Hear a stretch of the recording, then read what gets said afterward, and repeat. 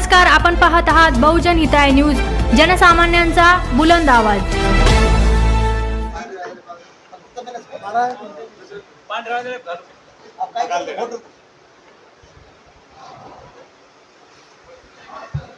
सध्या 2024 लोकसभेचं इलेक्शन चालू आहे। भारतामध्ये बंजारा समाजाची लोकसंख्या जवळपास 12 ते 13 कोटीच्या आसपास आहे। तर या लोकसंख्येच्या प्रमाणामध्ये जिसकी जितनी संख्या भारी उसकी उतनी हिस्सेदारी या तत्वानुसार खऱ्या अर्थानं या देशामध्ये या समाजाला प्रतिनिधित्व त्यांच्या हिस्सेदारीप्रमाणे मिळायला पाहिजे। जवळपास 543 लोकसभेच्या जागा आहेत आणि 13 कोटी लोकसंख्येच्या प्रमाणामध्ये आज जवळपास 40 ते 45 खासदार लोकसभेमध्ये आमचे असायला पाहिजेत।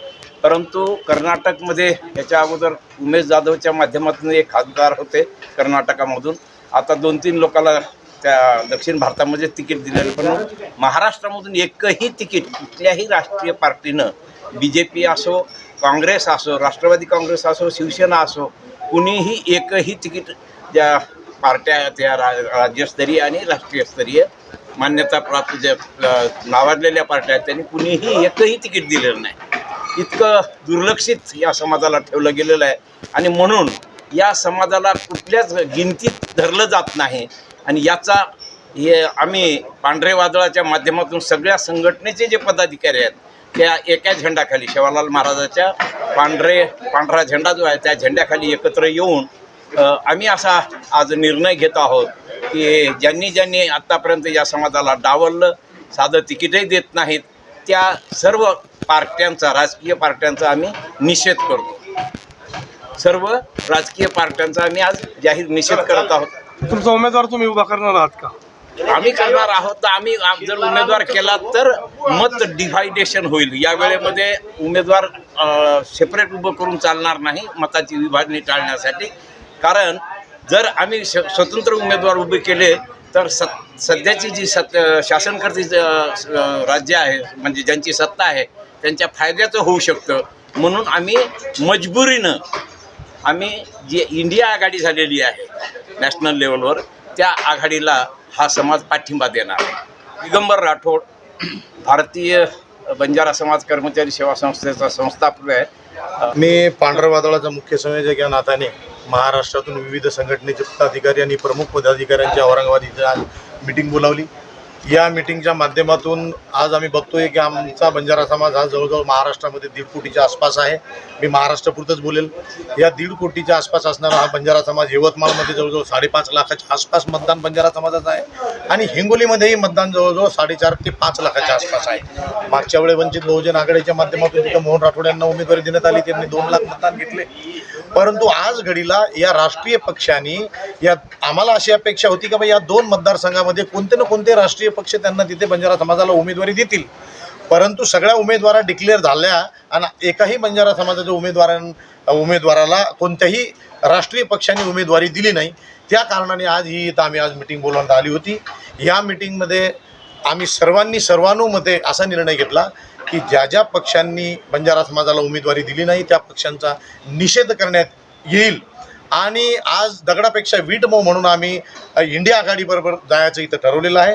कारण भारतीय जनता पार्टी सत्तेत असताना आम्ही जे पांढऱ्या वादळामार्फत विविध ठिकाणी आंदोलनं 1-1 लाख लोकांचे मोर्चे काढले।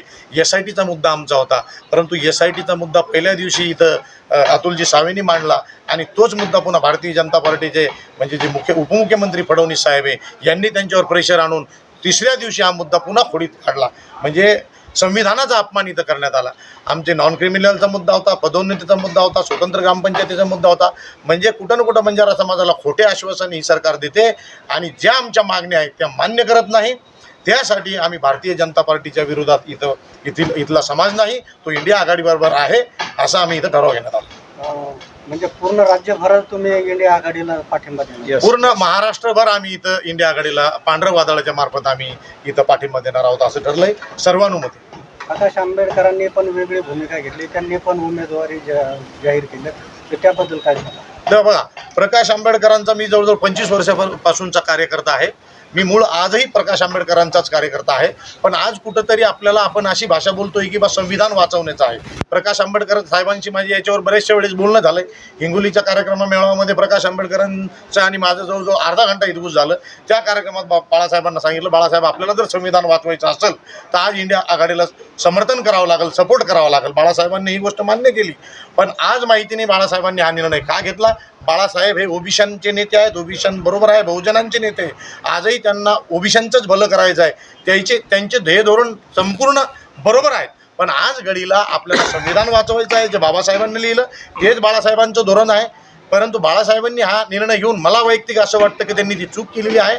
येणाऱ्या विधानसभेमध्ये आपण वैयक्तिक लढू, वैयक्तिक संपूर्ण बहुजनांची ताकद एकत्र करू आणि या सत्ताधाऱ्यांना आपण धडा शिकू, पण आज घडीला नाही. आज संविधान जर वाचवायचं असेल तर बाळासाहेबांचा हा निर्णय चुकलेला आहे, म्हणून मी बाळासाहेबांच्या या निर्णयाला सपोर्ट करत नाही. तुम्ही आता इंडिया आघाडीला पाठिंबा दिला, तर याची जनजागृती पूर्ण खेडेगावात गाव पातळीवर होईल का? अवश्य जाईल, कारण इथं असं आहे की पांढरं वादळ हे गावागावात पोहोचलेलं आहे, पूर्ण महाराष्ट्रात पोहोचलेलं आहे आणि संपूर्ण महाराष्ट्रात उपोषण आंदोलन होत असतात. पांढरं वादळाच्या माध्यमातून आम्ही संपूर्ण मीडियाला, व्हॉट्सअपला, जरी आमचा मीडिया नसला, जरी आमचे मोठे पत्रकार TV नसली, तरी आमच्या माध्यमातून व्हॉट्सअप, फेसबुक जिथं जिथं जाऊन आम्हाला जनजागृती करता येईल तिथं आम्ही करू आणि इंडिया आघाडीला समर्थन सपोर्ट करा म्हणून सांगू. समाज बांधवांना काय आव्हान करा? संपूर्ण समाज बांधवांना आम्ही पांढऱ्या वादळाच्या मार्फत हीच विनंती करतो की आपल्याला हे संविधान, बाबासाहेबांचं संविधान वाचवायचं, आरक्षण वाचवायचं जर असेल तर आपल्याला आज घडीला इंडिया आघाडीला सपोर्ट करणं जरुरी आहे.